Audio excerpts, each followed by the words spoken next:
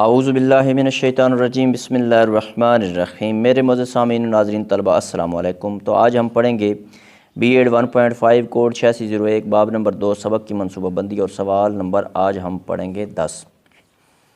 سوال نمبر 10 ہے، سبکی پلان کے نمونے کے اہم اجزاء کو زیر بحث لائیں۔ کیا یہ منصوبہ بندی کے لیے کافی ہیں؟ کیسے نیز اس سبکی نمونے کو بہتر بنانے کے لیے تجاویز دیں؟ جواب، سبکی پلان کا نمونہ۔ سبکی پلان کی کئی اشکال یا فارمیٹ ہو سکتے ہیں۔ بیشتر سبکی منصوبے میں مندرجہ ذیل میں سے کچھ یا تمام اجزاء پائے جاتے ہیں۔ نمبر 1 سبق کا عنوان، نمبر 2 سبق مکمل کرنے کے لیے درکار وقت، نمبر 3 درکار مواد کی فہرست، نمبر 4 مقاصد کی فہرست۔ یہ مقاصد دو طرح کے ہو سکتے ہیں، ایک کرداری مقاصد ہیں یعنی بیہیویئرل آبجیکٹیوز، یعنی سبق مکمل ہونے پر طلبہ کیا کچھ کرنے کے قابل ہو سکیں گے، جبکہ دوسرے معلوماتی مقاصد ہیں یعنی سبق کی تکمیل پر طلبہ کون سا علم اور معلومات حاصل ہوں گی، طلبہ کو کون سے سا علم اور معلومات حاصل ہوں گی۔ نمبر 5 ہیں طلبہ کی یکسوئی کے لیے اقدامات، جس میں زیادہ زور سبق کے تصور یا مہارتوں پر دیا جاتا ہے۔ ان میں تصاویر، ماڈلز، رہنمائی کرنے والے سوالات اور پچھلے سبق سے متعلق اشارے شامل ہوتے ہیں۔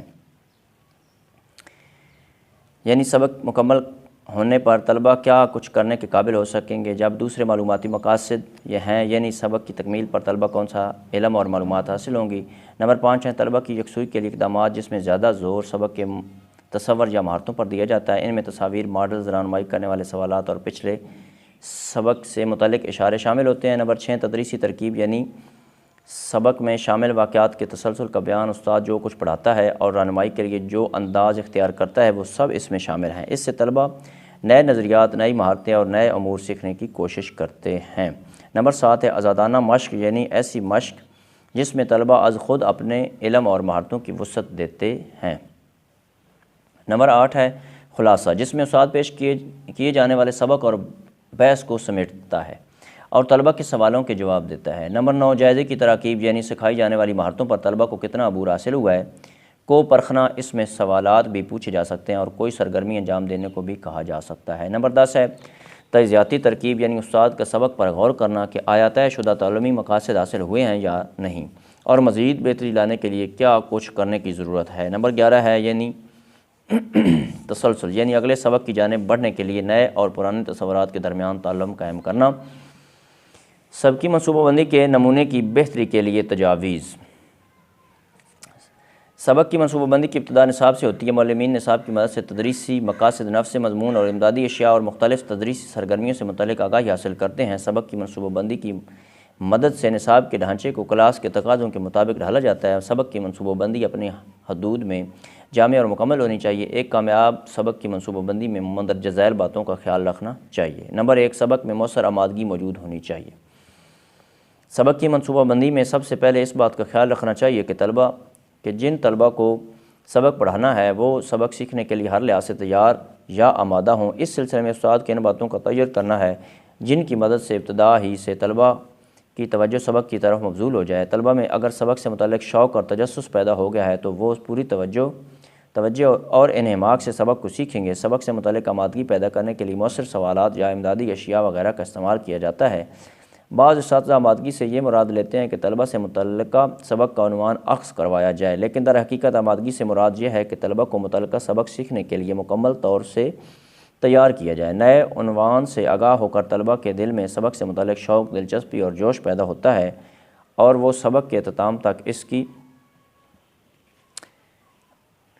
طرف متوجہ رہتے ہیں۔ مؤثر آمادگی کے لیے سوچ سمجھ کر سوالات، امدادی اشیاء یا سرگرمیوں کا انتخاب کرنا چاہیے۔ نمبر 2 ہے نئے سبق کو سابقہ معلومات سے مربوط ہونا چاہیے۔ سبق کی منصوبہ بندی میں اس بات کا خیال رکھنا چاہیے کہ جو سوالات کیے جائیں وہ طلبہ کے پچھلے سبق میں دی گئی معلومات سے ہم آہنگ ہوں تاکہ وہ بآسانی جوابات دے سکیں۔ سیکھی ہوئی معلومات کی روشنی میں جب نیا سبق پڑھایا جاتا ہے تو وہ طلبہ میں جوش و خروش اور دلچسپی کا مظاہرہ کرنے کا باعث بنتا ہے۔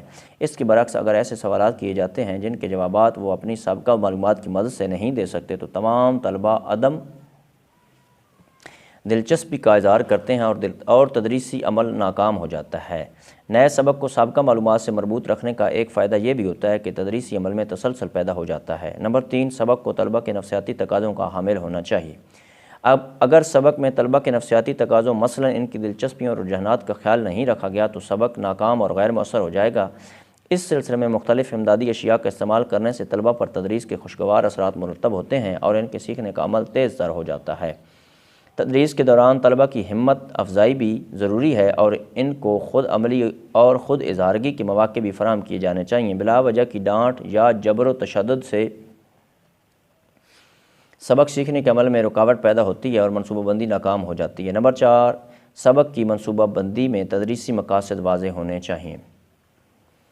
معلم کو سبق کی منصوبہ بندی میں مقاصد کی اہمیت کے بارے میں معلوم ہونا چاہیے تاکہ وہ ان کا تعین صحیح طور سے کر سکے۔ تدریسی مقاصد سبق کی منصوبہ بندی میں اساس کی حیثیت رکھتے ہیں۔ اس سلسلے میں عمومی مقاصد اور خصوصی مقاصد کا الگ الگ واضح ہونا ضروری ہے۔ مقاصد کی روشنی میں معلم کو اس بات کا فیصلہ کرنا آسان ہو جاتا ہے کہ متعلقہ سبق کے لیے طلبہ کو کس طرح آمادہ کرنا ہے، ان کو کیا پڑھانا ہے، ان کے لیے علمی اور عملی سرگرمیوں کا کس طرح تعین کرنا ہے، سبق سکھانے کے لیے کن تدریسی طریقوں کا انتخاب بہتر ہوگا اور سکھائے گئے سبق سے متعلق جائزہ لینے کے لیے کن طریقوں سے بہتر نتائج حاصل ہوں گے۔ نمبر 5 ہے نفس مضمون معیاری ہونا چاہیے۔ سبق میں جو نفس مضمون لکھا جائے وہ طلبہ کی عمر اور سمجھ کے مطابق ہونا چاہیے۔ نفس مضمون کو مقاصد خصوصی کے مطابق ترتیب و وار نکات اور ضروری تفصیل کے ساتھ درج کرنا چاہیے تاکہ طلبہ بآسانی سمجھ سکیں۔ یہ نکات اور تفصیل وائٹ بورڈ پر بھی درج کی جا سکتی ہیں کیونکہ اس کی مدد سے انہیں سبق کو ذہن نشین کرنے میں آسانی ہو جاتی ہے۔ نمبر 6، نفس مضمون کو پیش کرنے کا طریقہ واضح ہونا چاہیے۔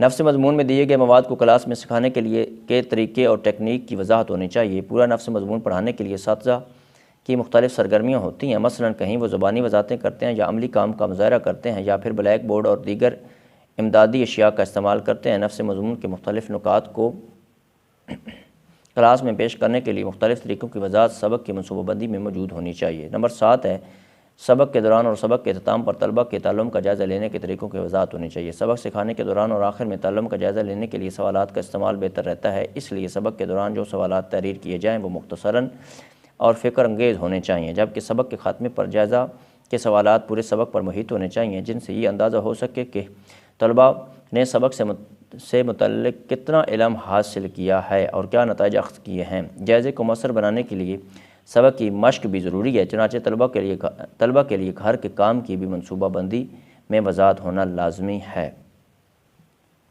نمبر 8 ہے سبق کی منصوبہ بندی میں وقت کا تعین صحیح طور سے کرنا چاہیے۔ معلم کو سبق کی منصوبہ بندی میں بہت محنت درکار ہوتی ہے، لیکن ایک اچھی منصوبہ بندی محض اسی وجہ سے ناکام ہو جاتی ہے کیونکہ اس کے مختلف اقدامات کے لیے وقت ناکافی تھا، چنانچہ سبق ایک پیریڈ کے دورانیہ میں مکمل نہ ہو سکا۔ معلم کو سبق کی منصوبہ بندی کرنے سے پہلے پیریڈ کا دورانیہ ضرور معلوم ہونا چاہیے اور پھر اس کے مطابق سبق میں آمادگی، سبق کی پیشکش، امدادی اشیاء کا مشاہدہ، بلیک بورڈ کا استعمال اور جائزہ کے لیے وقت کی صحیح تقسیم کر لینی چاہیے۔ نمبر 9 ہے سبق کی منصوبہ بندی کرنے کے بعد اسے واضح طور سے تحریر کرنا چاہیے۔ سبق کو صاف و خوش خط طریقے سے لکھنا چاہیے تاکہ پڑھنے والے پر خوشگوار اثرات پڑیں۔ سبق دینے سے قبل خود استاد کے لیے بہت ضروری ہے کہ وہ رہنمائی کی خاطر سبق کی منصوبہ بندی سے رجوع کرے۔ عمدہ طریقے سے تحریر شدہ سبق کی منصوبہ بندی معلم کو سبق بہتر طریقے سے ذہن نشین کرنے میں مدد دیتی ہے۔ نمبر 10 ہے سبق کی منصوبہ بندی لچکدار ہونی چاہیے۔ ایک مرتبہ سبق کی منصوبہ بندی کرنے کے بعد اس کی پابندی کرنا لازمی ہے کیونکہ منصوبہ بندی کا خاص مقصد یہی ہوتا ہے۔ بعض اوقات طلبہ کے سوالات، وقت کی کمی، عجلت یا الفاظ اور جملے بھول جانے کی وجہ سے معلم کو مشکل کا سامنا کرنا پڑتا ہے۔ ایسے موقع پر گھبراہٹ کا مظاہرہ کیے بغیر منصوبہ بندی میں تھوڑی بہت تبدیلی لائی جا سکتی ہے، لیکن اس بات کا خیال رکھنا چاہیے کہ سبق کا متن تبدیل نہ ہو۔ تو میرے معزز ناظرین سامعین طلبہ، اگر آپ کو میری یہ کاوش پسند آئی ہے تو میرے اس چینل اردو ادب اور ادب کو ضرور سبسکرائب کر لیں تاکہ آنے والی مزید سوالات پر مشتمل ویڈیوز آپ کو آسانی سے مل سکیں۔ اللہم صلی علی محمد و آل محمد والسلام۔